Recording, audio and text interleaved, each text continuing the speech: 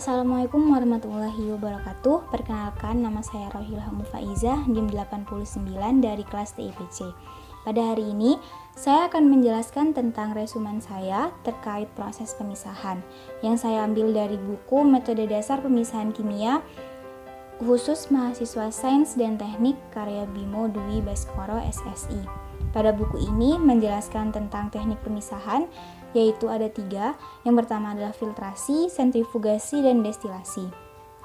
Untuk filtrasi sendiri, itu adalah suatu pemisahan dengan memisahkan partikel padat dan cairan, di mana itu menggunakan alat yang bisa digunakan di laboratorium maupun industri. Yang pertama ada pompa vakum, yang kedua ada kertas saring wetman, dan yang ketiga ada mikrofilter berbahan polimer, yang keempat ada microglass filter. Untuk kertas saring sendiri biasanya digunakan untuk di laboratorium, dan untuk yang ketiga itu bisa digunakan di industri. Selanjutnya ada sentrifugasi. Nah, di sentrifugasi ini adalah cara pemisahan yang menggunakan gaya sentrifugal yang diberikan pada partikel-partikel padatan yang melayang, di mana pada proses sentrifugasi ini itu digunakan dengan cara diputar menggunakan alat yang bernama centrifuge, sehingga cairan tersebut dapat berpisah dengan partikel padatan, dan partikel padatan tersebut akan mengendap di dalam bejana atau tabung yang sebagai tempatnya, seperti itu.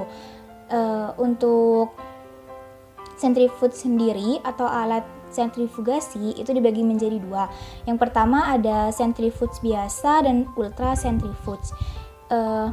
Dari 2 alat tersebut itu dibedakan berdasarkan kecepatan berputar. Kalau centrifuge biasa itu kecepatan berputarnya rendah, sekitar 0 sampai 3000 rpm, biasanya untuk percobaan di laboratorium dan untuk partikel yang berukuran besar. Sedangkan centrifuge ultra atau ultra centrifuge itu kecepatan berputar itu tinggi, sekitar 0 sampai 20.000 rpm, dan ada yang sampai 120.000 rpm. Biasanya itu untuk ukuran partikel yang sangat kecil seperti pemisahan plasma dan serum pada darah.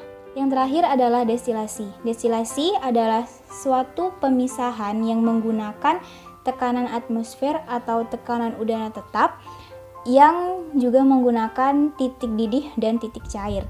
Untuk destilasi sendiri itu dibedakan menjadi 2, yaitu destilasi biasa dan destilasi bertingkat. Untuk destilasi biasa biasanya digunakan dalam laboratorium atau percobaan-percobaan biasa, sedangkan destilasi bertingkat itu digunakan pada industri seperti destilasi minyak bumi, karena dalam destilasi bertingkat itu terjadi pengulangan destilasi, dan itu berpengaruh juga pada suhu yang diberikan pada proses destilasi, karena suhu destilasi itu mempengaruhi hasil destilat yang dihasilkan pada destilasi tersebut. Sekian dari saya, kurang lebihnya saya mohon maaf. Wassalamualaikum warahmatullahi wabarakatuh. Terima kasih.